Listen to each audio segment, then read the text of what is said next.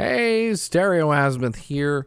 Wanted to do a quick video on something that I see a lot of people talking about, and I want to clear the air, and I want to just address something that I see online sometimes when people write about, and I'm writing about the difference between like a S-arm like on a turntable and a straight arm on a turntable.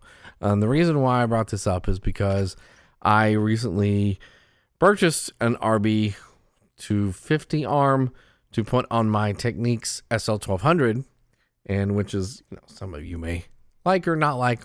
I don't really care.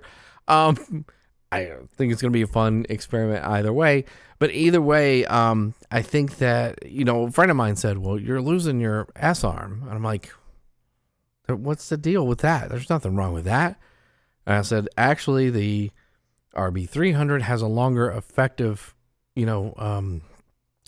length than the SL1200 S arm. And he said, well, how could that be? I said, well, they're both following an arc, and it takes a second to like really think about, but I have something that will kind of help. And basically, Riga, they had an S arm early on. The Across Riga R200 is an actual S arm, and it has an effective length of 222 millimeters, or that's the pivot to spindle distance, excuse me. And people didn't like it; they wanted to improve it, and so eventually they came up with the RB300, which is a straight arm, which has been like Riga's arm, because there are models like above it, like the R600, or excuse me, the RB600, the RB 1000, RB 700. So, and then there's also like some below it, like I have like the RB250, and now they even have the RB100 that are all straight arms, that are all based off the RB300, but they all started from the R200, which was an S arm. So let me show you what I'm talking about. So this is on the left, we have the Riga R200, and it was an S arm, and it was kind of like an SME, kind of modeled arm. It has the bayonet style, like head shell, quick mount, and the pivot to spindle distance was 222 millimeters. Well, when they started to look at how are we going to upgrade, they started to look at other arms, and then so they came up with the RB300, and it also has a pivot to spindle distance of 200 millimeters. The reason why is because they wanted a drop-in replacement. They didn't want to change their turntables. All they wanted was a new arm that was a straight arm, but like even the mounting hole is still 25 millimeters. So it's the exact same like size hole. It's the exact size, and if you put them on an arc, if you align them the same, they would follow the same arc. If you align them to Stevenson or Bearwald or whatever, they would follow the same exact arc. And you say, well, how can that be? One's an S arm, one's a straight arm. Well, they have the same effective length, which means they're still following like an arc, just like a compass. They're not doing anything differently. All they're doing is, and let me show you on my Riga arm. So here's my Riga arm. You can see here where you put in the head shell is not straight on. This is kind of crooked. So if you look at like a Technics arm, or if you look at like this back to the Riga arm, where you put the head shell in, where you actually put the cartridge into the head shell is straight. Okay? But when you put it into, a cartridge into the head shell of like an RB300 or a 250 or whatever, it's kind of crooked. And the reason why that is because it's following, the arc for the alignment.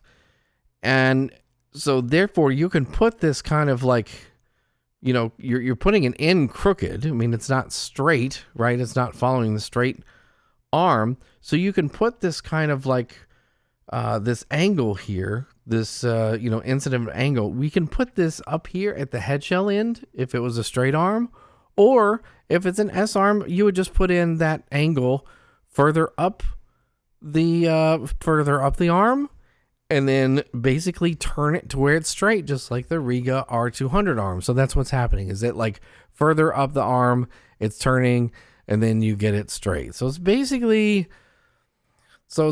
like doing the same thing. So you're just like moving where you're turning the point to the cartridge to get it to a proper alignment. You're either doing it like before you get to that point, or you're doing it sort of like at the head shell end with the straight arm. So there's really no difference between an S arm and a straight arm. So you gotta wonder, like, why did they even do an S arm? Did they do it just for the head shells? Well, yeah, they kind of did it for the head shells because you can put them in straight, and you had the bayonet mount and you could move them and all that kind of stuff. So that was a great advantage. The other great advantage is if you look at a turntable with it turned, it's actually kind of a little bit closer to the record. So it was like a lot easier. You had a shorter movement to actually get it to the record, because it's already starting to turn, like, towards the record there. So, but other than that, they're pretty much the same.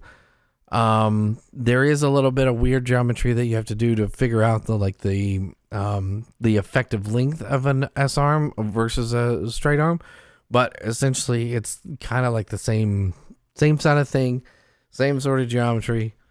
There's really no difference or advantage other than, just like moving it to where you can kind of move it out of the way. Like, I know, like, a lot of DJs, there was a big thing about the 1200 is like the arm is kind of out of the way of other things, because it can kind of like turn into the record, and it's kind of your controls and everything in the turntable are kind of like still there. And I'm sorry, I've talked with my hands a lot, but that's essentially the only real difference. Some people might claim that an S arm is turned and you have more, strength or something like that. I mean, I don't know. Bending a rod for more strength, or a tube for more strength. I don't know. I don't know if I buy into that argument at all. But either which way, just wanted to say that really geometry-wise, there's no variance whatsoever between a straight arm and an S arm. They're actually very much the same. And if you're wondering about the difference between the pivot to spindle distance of a SL1200 and an RB 250 or RB 300 is different because they have different effective lengths. So it's about 7 millimeters or so difference in effective lengths of the straight arm. Not a whole lot to gain a huge advantage, but I think the difference there, I'll do another video on kind of the differences between the SL 1200 Tonearm versus the Riga Tonearm, and that's a whole different discussion in itself. But I just wanted to address the S arm part. So anyway, thanks for listening. I hope everybody learned something today, and I hope that that helps you guys out in deciding and looking at things and know that there's really no difference whatsoever. Hit me up in the comments, like and subscribe, and we'll talk to you guys later.